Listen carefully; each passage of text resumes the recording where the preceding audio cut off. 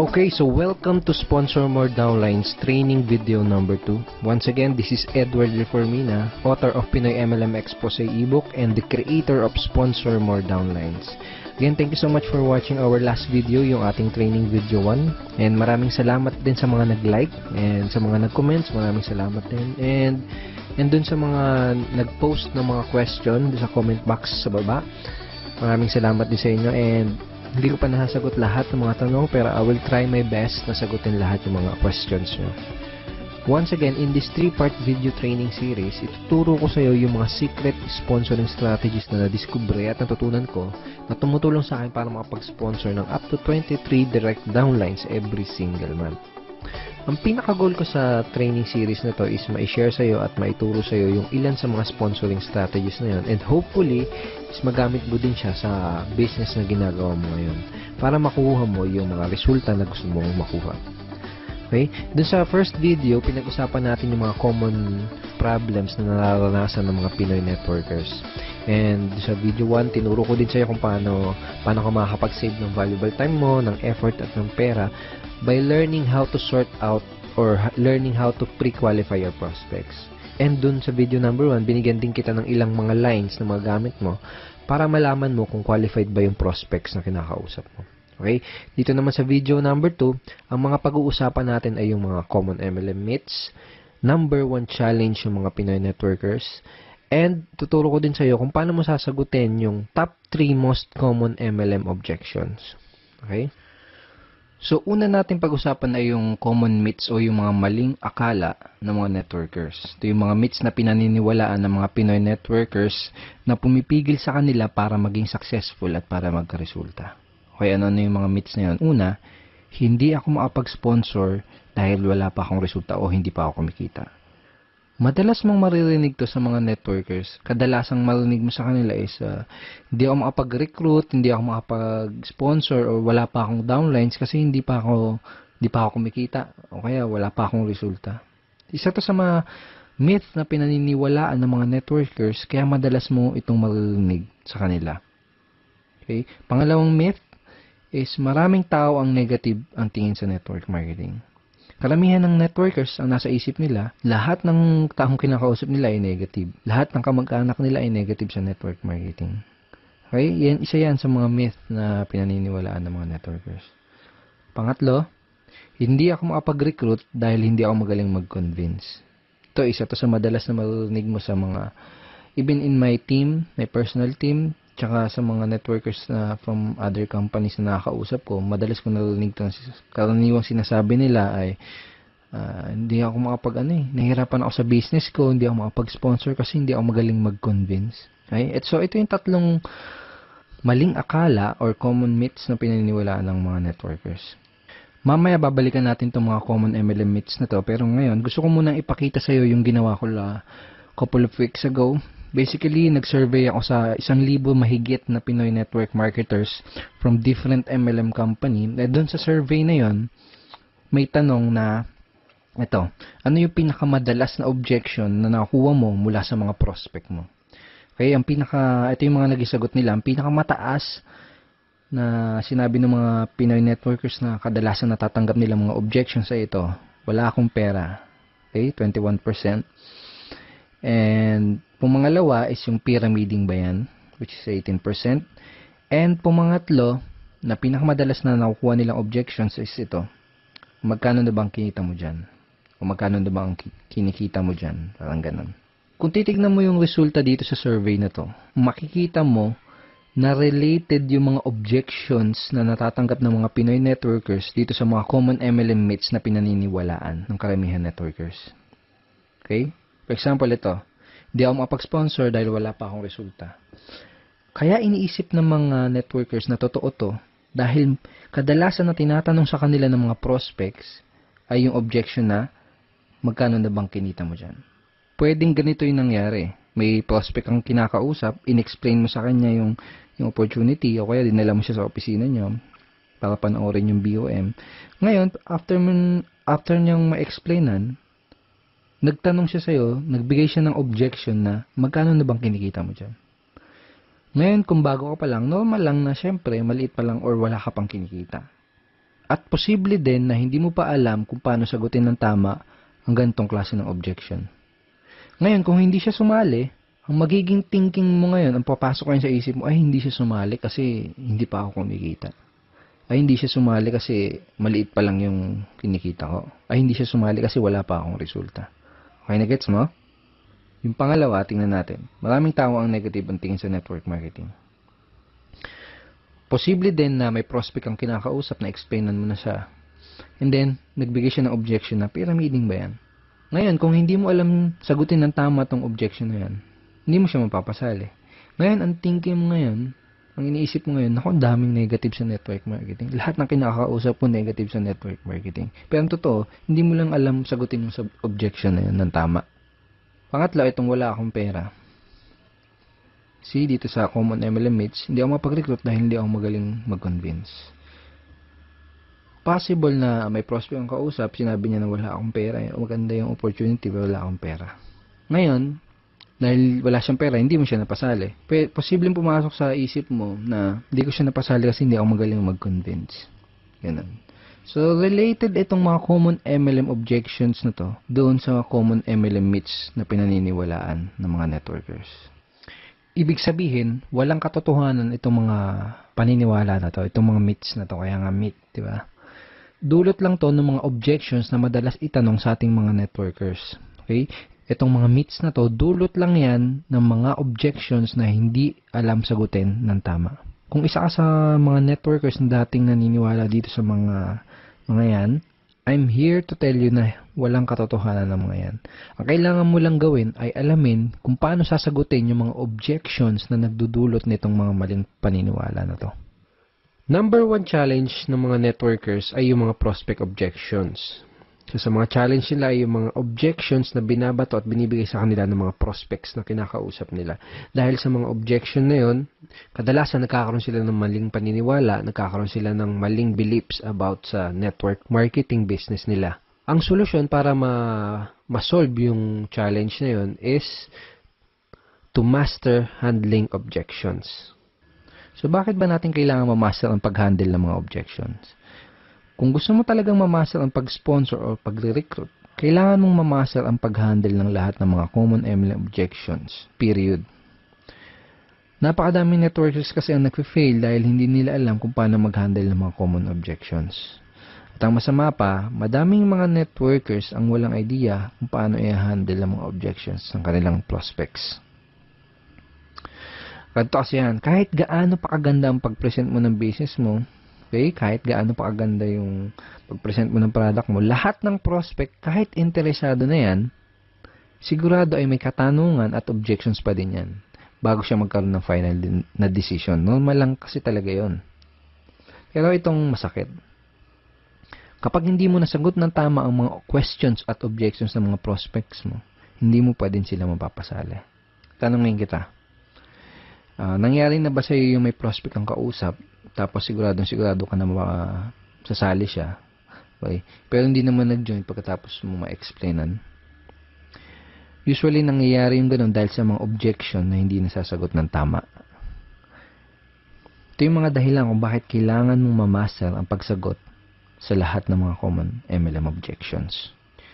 So, ang goal ko sa video na to is tulungan ka at ituro sa'yo kung paano mo sasagutin itong top 3 common MLM objections. Itong pinag-usapan natin kanina, itong result dun sa sa survey na ginawa ko sa mahigit 1,000 networkers na pinakamadalas na natatanggap nilang objections. Itong wala akong pera, pyramiding ba yan, at magkano bang kinita? Magkano na bang kinikita mo? Or magkano na bang kinita mo? I created a training ebook for my team, and ang title ng ebook na yan is Objection Crusher. Paano mo dudurugin yung mga objection na matatanggap mo? Parang ganun yung konsepto. So basically, ipapakita ko sa iyo yung mga tinuro ko dito sa loob ng ebook na to, kung paano sasagutin itong top 3 common MLM objections na to. Okay, ngayon andito tayo ngayon sa loob ng mismong Objection Crusher training ebook. So ito yung mismong loob ng ebook. And ito yung listahan ng mga common MLM objections na itinuro ko kung paano sagutin ng tama dito sa ebook na to. Kasama sa list itong Kasama sa list ng mga common MLM objections ay ito, magkano bang kinikita mo dyan? Pag-iisipan ko muna, yayaman ba ako dyan? Pyramiding ba yan? Networking ba yan? Networking ba to? Mahal ng investment, wala akong pera, wala akong time, alam ko na yan, hindi ko linya yan, etc. So, ang unang ituturo ko sa'yo kung paano sagutin ng tama ay yung magkano na bang kinikita mo dyan. Alright? So, bago ko ituro sa'yo kung paano sagutin ito, kailangan mo maintindihan na karamihan ng mga prospect na nagbibigay na ganitong klaseng objections ay hindi naman talaga nila gustong malaman kung magkano yung eksaktong kinikita mo. Okay? Dahil ang tunay na dahilan ng objection na yun, ang talagang gusto nilang malaman, ang deeper reason ng objection na yun ay gusto nilang malaman kung totoo ba yung opportunity na ina-offer mo. Gusto nilang malaman kung may mga kumikita ba talaga dyan sa company mo. O baka naman nag-aksaya ka lang ng pera dyan at hindi mo nabawi yung in-invest mo dahil natatakot sila na mangyari sa kanila yung ganun. Natatakot sila na baka pag nag-invest sila ay hindi bumalik yung in-invest nila. So, yun yung ilan sa mga tunay na gustong malaman ng prospect mo. Gusto nilang malaman kung totoo ba yung opportunity mo. Sa madaling salita, gusto nilang ng pruweba. Okay? Sa madaling salita, gusto nila ng social proof or proof na may kumikita sa opportunity mo. So, yun yung talagang gusto nilang malaman. And another thing is maraming paraan para sagutin itong objection na to. Pero itong paraan na ituturo ko sa'yo dito sa ebook na to is yung pinaka-effective based on my personal experience and in my opinion. Ito yung pinaka-effective, hindi lang effective, pinaka-cool at pinaka-relax na paraan para sagutin itong objection na to. Okay, so paano ba sasagutin itong objection na to?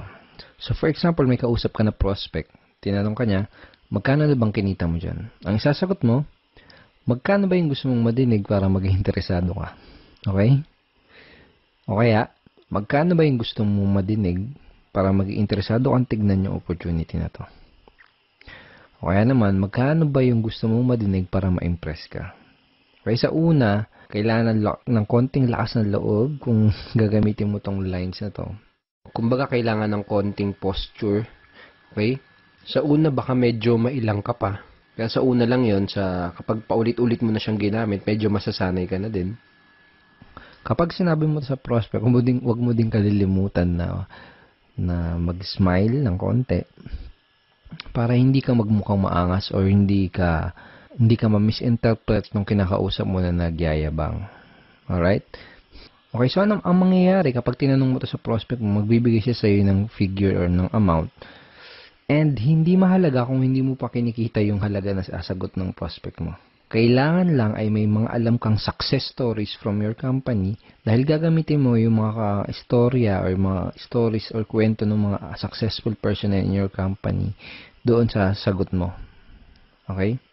Kung wala kang alam ng mga storya ng mga successful upline sa company nyo, ang gawin mo, manood ka at makinig ng mga business presentation nila dahil most of the time, kinukwento nila yung storya nila kung paano sila nagsimula, kung paano sila naging successful. Okay? So, make sure na manood ka ng mga business presentation or business talk ng mga successful upline sa company nyo. So, parang ganito yung magiging flow ng pag-uusap nyo ng prospect mo pag sinagot mo na yung objection na yun. Okay? So, prospect, magkano ba ang kinikita mo dyan? Ikaw, magkano bang gusto mong madinig para maging interesado kang tignan maigi itong business na to? So, for example, sinagot niya 30,000 o kaya kung ano man, kung 50,000, 100,000, 1 million, kung ano man yung sagot niya, kung kumikita ka na ng ganun, sabihin mo lang, great, yan ang kinikita ko dito. Gusto mo bang ituro ko sa'yo kung anong ginawa ko? Yun lang. Kung hindi mo pa kinikita yung sinabing figures ng prospect mo, ang sasabihin mo lang is ito. Well, basically, kakasimula ko pa lang sa business na to, kaya hindi ko pa nare-reach yung ganyan level ng income o hindi ko pa naabot yung ganyang income. Pero let me tell you about blank kung sino yung tao na gusto mong ikwento sa kanya na kumikita na ng ganyan dito sa company na to. Gusto mo bang malaman kung ano yung ginawa niya para kitain yung ganong income? Okay? Pagkatapos, kwento mo yung maikling storya ng taong binanggit mo. Okay? So, hindi kailangan na mahaba kahit maiksing storya lang. Then, kapag nakawento mo na sa kanya yung storya ng successful member na yon sa inyong company, Ang next na sasabihin mo ay ito. Kung willing ka ding aralin yung ginawa niya, posible, okay? Posible din nakitain mo yung income na kinita niya. Willing ka bang matutunan at gawin yung ginawa niya? Pag sinabi ng prospect mo, oo, okay, good. Ito yung unang gagawin mo para makapagsimula. Okay? So, hindi mo lang nasagot yung objection, possible pa na ma-close mo siya doon sa business mo. These lines are very, very powerful. So, use this kapag may na-encounter ka na ganitong objection. Magkano na bang kinikita mo dyan? Okay? And again, sinabi mo dun sa prospect mo na possible. Posible din nakitain niya. Ibig sabihin, hindi mo ginagaranti. Okay? Sinabi mo, posible. Kung gagawin niya, kung aaralin niya yung ginawa ng upline mo na yun, yung successful na tao na yun sa company niyo, posible din nakitain niya yung income na yun. Sinasabi mo yun kasi it's not good to guarantee yung result na makukuha niya, di ba? Kasi magdedepende pa rin doon sa tao, magdedepende pa rin yung resulta ng tao na yun doon sa action na gagawin niya. Okay? And last tip, maganda rin na idea kung ipapakilala mo siya doon sa mga successful and higher uplines doon sa team nyo or sa company nyo. Okay? Para mas tumibay yung social proof. Okay? Again, kasi kaya nga tinatanong doon ng prospect mo kasi medyo may duda siya kung totoo ba yung opportunity na ginagawa mo. Okay, so ang next na objection na sasagutin natin at pag-aaralan natin ay yung objection na pyramiding ba yan or pyramiding ba to? Okay, so pag may nag-object sa'yo ng objection na to, pag may nagtanong sa'yo, pyramiding ba to? Ang sasagot mo ay ito. Yes, pyramiding to and welcome to Egypt. So yan, hindi, biro lang. So,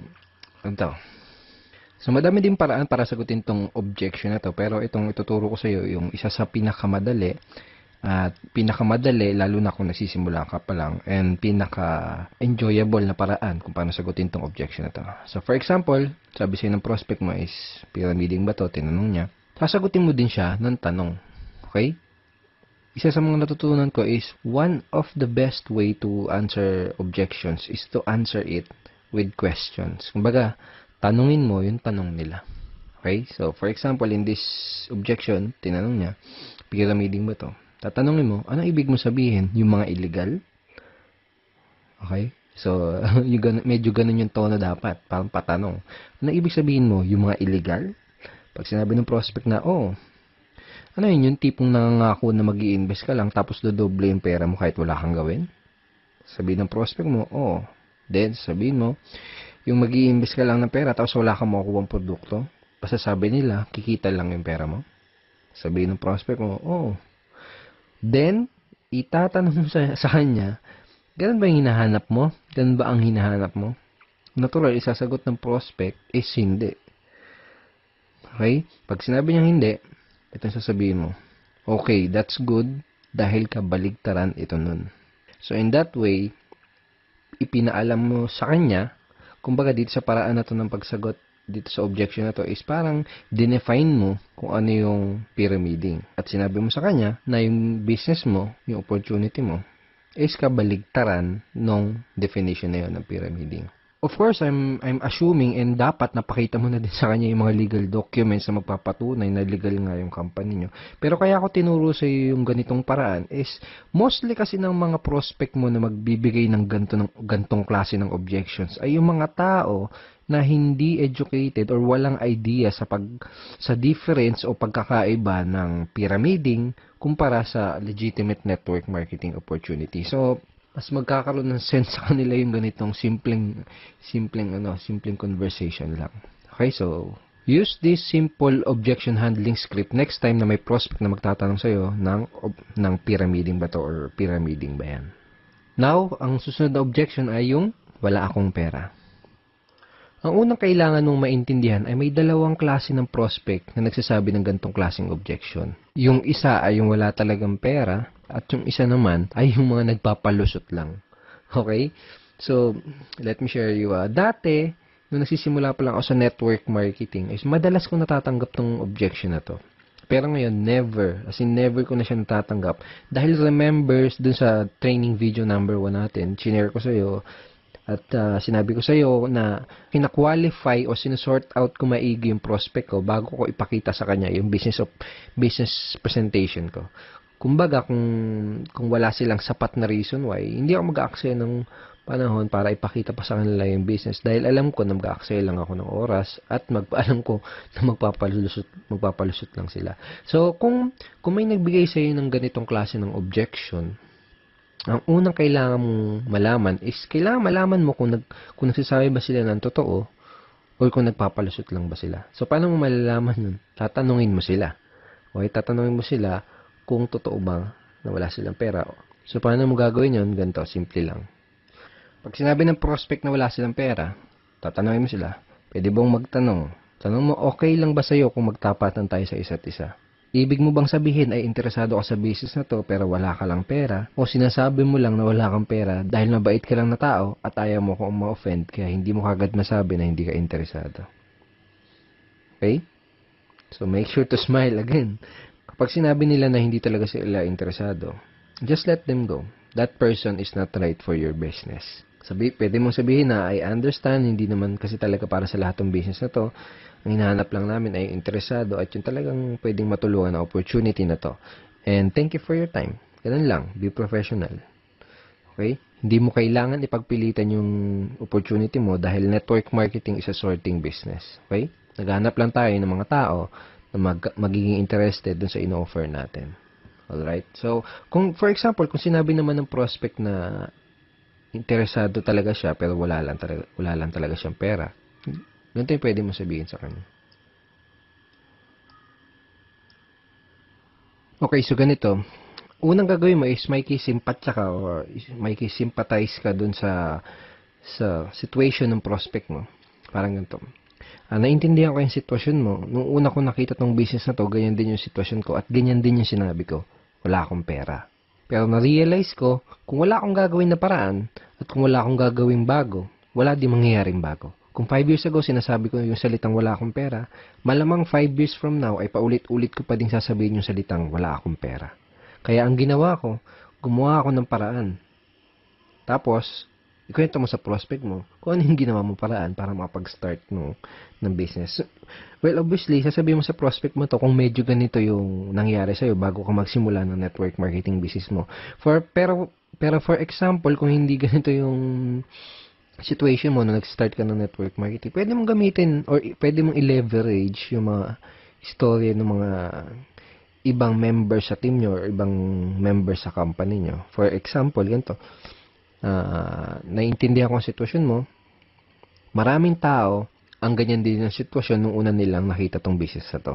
Sinabi din nila na wala silang pera. Pero na-realize nila, wala silang gagawin na paraan at kung wala silang gagawin bago, wala din mangyayari sa kanilang bago. Kung 5 years ago, sinasabi nila na wala silang pera, malamang 5 years from now, paulit-ulit pa din nila sasabihin yung salitang wala silang pera.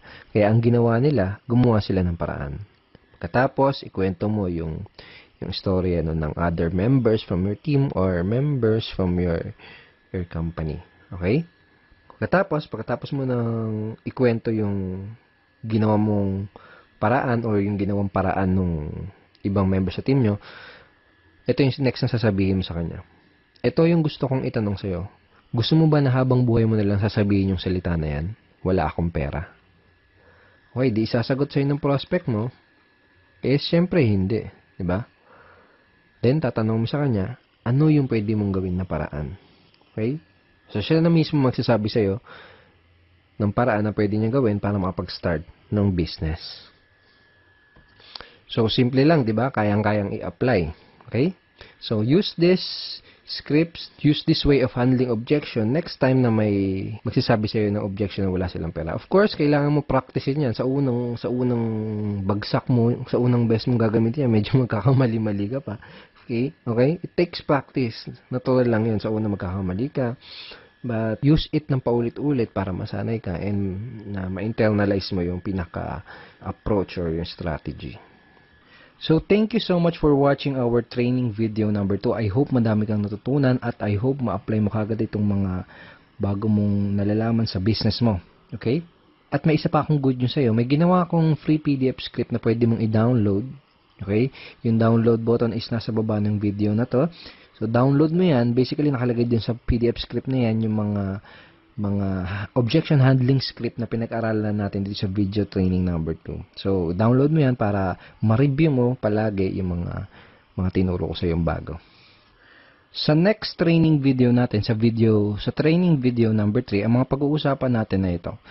Pag-usapan natin yung most important skill na kailangan mong matutunan as a network marketer or MLMer and a direct seller. At yun ay ang closing skill. Okay?